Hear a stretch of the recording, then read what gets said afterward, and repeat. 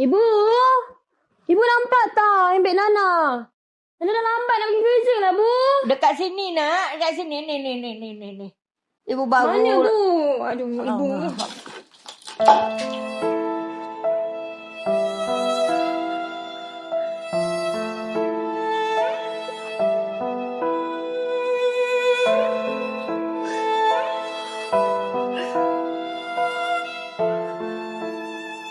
Ya Allah, kau ampunilah dosa anakku, ya Allah. Aku tak nak dia jadi anak deraka. Ibu! Ibu! Saya. Kenapa, nak? Kenapa ibu tanya? Ibu dah pakai perfume Nana.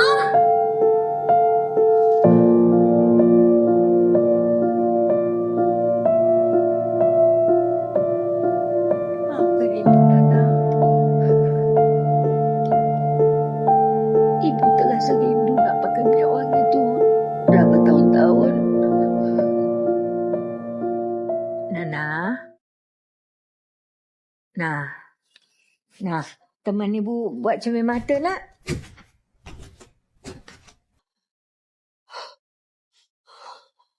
Allahu Akbar. Nah,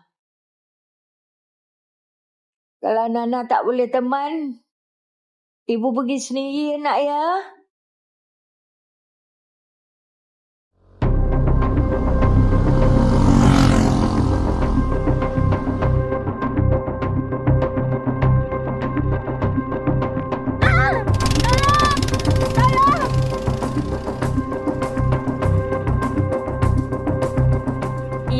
Kau ni aku apa kali aku tak ada mood lah. Kau sabar je boleh tak? Kau nuril lah ni.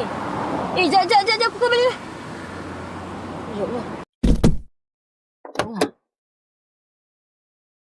Cik? Ibu, ya Allah, ibu bangun ibu. Ya Allah, ibu tolong. Nana menyesal sangat, Bu. Menyesal abaikan ibu. Penyesalan yang Nana tak boleh lupa sampai bila-bila. Ibu, jika masa adalah emas, maka ibu adalah permata. Kerana ibu lebih bernilai dari segala harta di dunia dan seisi.